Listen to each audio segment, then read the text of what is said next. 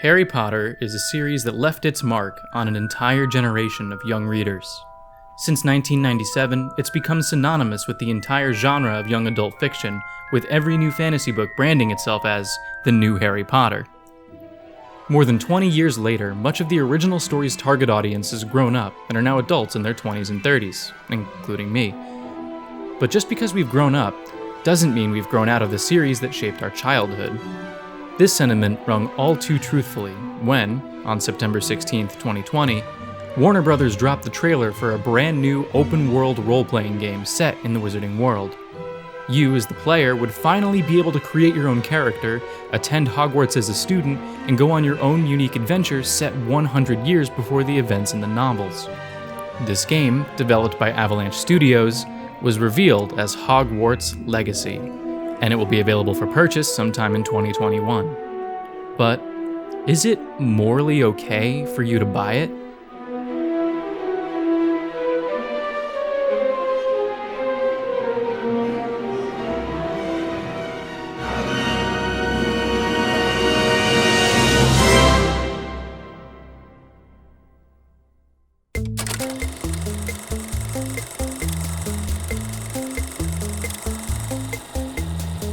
For those of you who may be unaware, J.K. Rowling has made many transphobic statements and done many transphobic things, including making the villain in one of her books a man that wears a dress.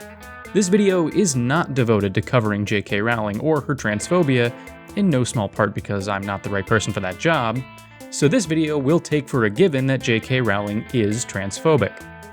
If you would like a more in-depth discussion about how J.K. Rowling is transphobic, I would highly recommend you check out this video by Jessie Gender. She takes you through exactly what transphobia is and what exactly J.K. Rowling has done to earn that label. That video will be linked in the description along with some other helpful info under the resources heading. The rest of this video will be dedicated to discussing if there's any way you can purchase Hogwarts Legacy without feeling guilty about it. The main reason someone would feel guilty about buying Hogwarts Legacy is that they might, understandably, not want to support J.K. Rowling in all of her transphobic endeavors. The active purchase of Hogwarts Legacy, or indeed any other Wizarding World product, is putting some of your hard-earned money directly into Rowling's already well-stuffed pockets, as well as giving a platform to a series of which she is still heavily involved in. Now, you might be wondering, does it even really matter if J.K. Rowling gets more of my money? She already has a lot of it. And the short answer is yes. Yes, it does. Whether she has just a few pennies or millions upon millions of dollars, adding any amount of money to that already gigantic pile is a tacit endorsement of her actions, whether you actually agree with them or not. The issue stems from Rowling's aforementioned involvement at the helm of the series. She's still a really big part of the extended universe, what she calls the Wizarding World, and has personally written both of the Fantastic Beasts films. But because she uses the money she gains from being involved in Harry Potter and the Wizarding World to advocate against the civil rights of trans people, she has inescapably intertwined her fictional universe with her horrible, horrible rhetoric. And thus, a penny for Rowling is a penny for anti-trans activists, and that is not okay.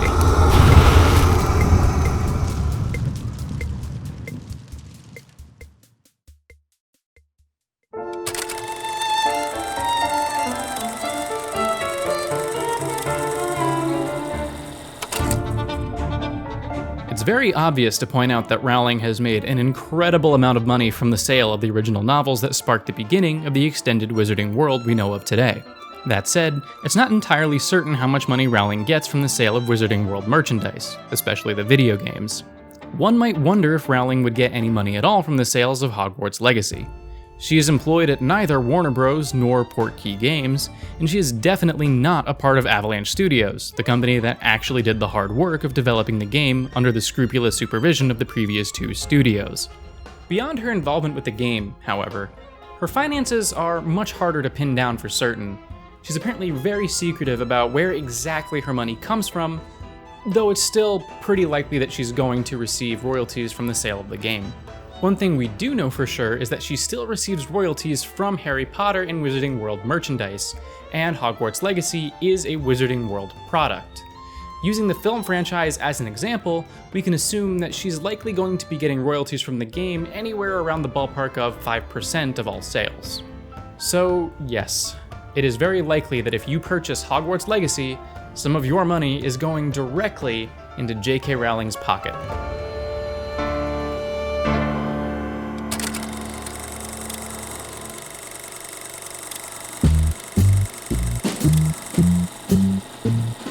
Death of the author is a theory of literary analysis, where it basically states that you need to separate the author from their work in order to analyze their work properly. I'm sure you've heard the saying before, separate the art from the artist.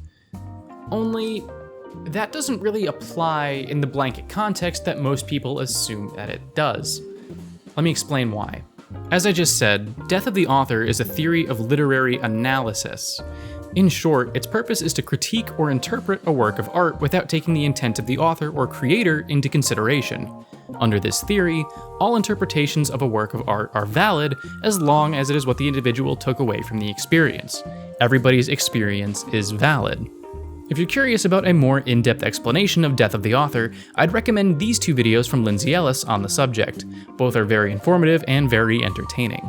But the short answer is that, no, you cannot use Death of the Author to absolve yourself of the guilt of supporting an artist that turns out to be a bad person. To be perfectly clear, let me put it like this. Because Rowling is still a huge part of the wizarding world, even if you somehow managed to convince yourself that she was separate from that world, which isn't true, you would still be giving her your money. Literary theories do nothing to prevent your money from going into J.K. Rowling's pocket. You'd still be monetarily supporting her, you'd just be lying to yourself about it. Now, I'm aware that this part will be very contentious and that I'm likely to get several nasty comments down below telling me how I'm wrong and you've totally been able to separate Rowling from her work for years and you haven't felt any kind of guilt. And to you, I say, this video isn't for you. This is for people who are conflicted, and you're not conflicted. So, J.K. Rowling will be getting money from the sale of Hogwarts Legacy, and Death of the Author does nothing to affect your money going into her pocket. So what now?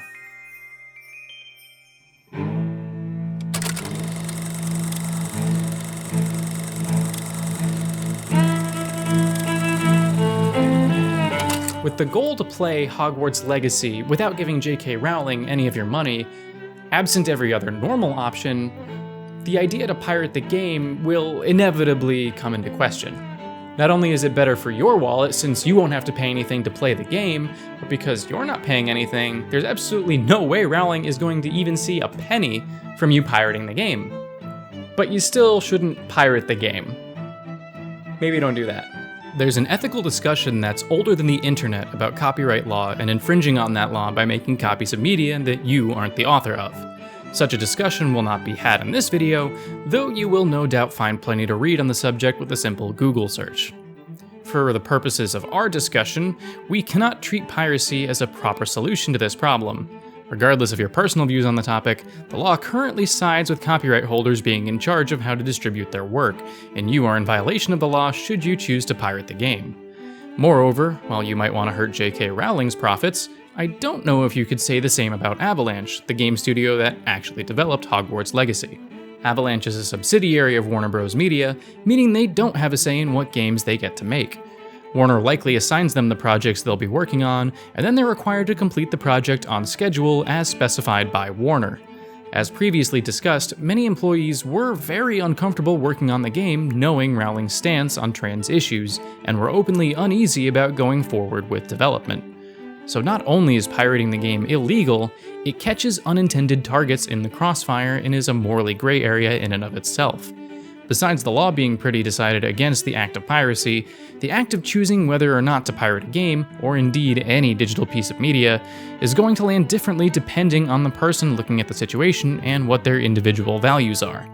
As a solution to our problem of trying to find a guilt-free way of playing Hogwarts Legacy, pirating the game falls a little more than short of that goal.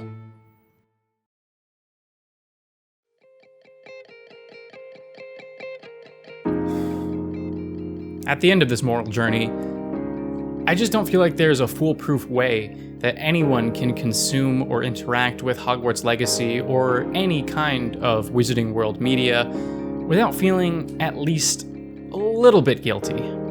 Not only because you'd be giving money to Rowling, but because partaking in a world that Rowling is still a huge part of means somehow reconciling her anti-civil rights agenda with a world that used to bring with it a sense of wonder, imagination, and joy.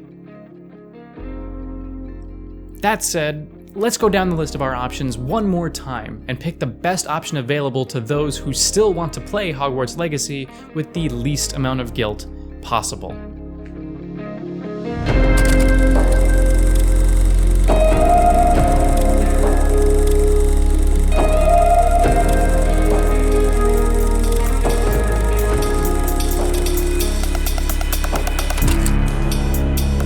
First and foremost, do not buy the game digitally under any circumstances. Purchases from the PSN store or Microsoft store or Steam or literally any online shop are undoubtedly your worst option. Games are $60 whether you buy them physically or digitally, meaning that when you buy physical copies, some of that $60 goes into the cost of manufacturing the disc, the case, anything else included in the box like manuals, the cost of transporting the physical copies to the stores, and the cost of managing the logistics. That means that the digital downloads are far more profitable for the company than physical copies, even factoring in the fee that Digital Storefront takes from making the game available on their platform. Buying the game digitally is literally ensuring that Rowling will get as much of your money as possible. Just don't do it. Next, do not buy the game new, even a physical copy. Yes, while we just discussed that physical copies do give less money to Rowling, less money is still an amount of money. It's still supporting Rowling. Not only that, but every new copy a store sells is a signal for the store to order more physical stock, meaning even more money for Rowling. Do not buy Hogwarts Legacy new under any circumstances. If you want to experience Hogwarts Legacy with the least amount of guilt possible, buy it used. Like it or not, there's going to be a subset of people who just don't care about whether they support Rowling or not, and they're going to buy the game anyway. Go ahead and buy their used copy. Buy it from GameStop, eBay, wherever you get your used games from. You won't be giving any extra money to Warner Bros. Or Rowling, and you're not going to be sending a signal to a retail location to order any more copies. And in certain cases, you might actually be supporting somebody who really needs that extra money, like an individual or a local business. And yes, this does mean that Avalanche won't see a profit either if you buy the game used. But the reason it's better than straight up pirating the game is because before you got it used, somebody had to buy it new first. Before it got into your hands, somebody had to pay Avalanche in order to get it. Whereas if you had pirated it, that never would have happened in the first place. Unfortunately, because nothing's ever perfect, by that same token, Rowling has also seen some amount of profit from that game at some point. You can sleep a little sounder at night knowing that it wasn't your money specifically that went into her pocket, but it was still somebody's. It's as guilt-free as you can get, but it's still not completely guilt-free. J.K. Rowling is, unfortunately, still a big part of Harry Potter and its extended universe. Now, I don't know if I'm personally going to be purchasing Hogwarts Legacy for myself. I think I made it perfectly clear that I'm definitely not buying it new. But if I get it, I'm not going to talk about it. I'm not going to talk about it here, or on Twitter, or even in real life. I will not be making any more videos about it, and I will not be giving it a platform, and I encourage you to do the same. Do not make any Let's Plays of Hogwarts Legacy. Do not stream Hogwarts Legacy. Don't even review Hogwarts Legacy. This is a kind of situation where any press is good press, and you don't know what might encourage somebody to buy the game. And hey, I mean, my hands aren't clean here either. I'm making this video for crying out loud, you know? I do think that informing people about ethical or moral dilemmas is a good use of time, but I don't know how many people I've encouraged to buy the game. I don't know how many people disagree with me, watch this video, and now want to buy the game just to piss me off. This isn't a clean situation. It's messy. It's really messy. And there isn't a perfect solution. Can you buy Hogwarts Legacy without feeling guilty? Well, ultimately, the answer to that question is up to you.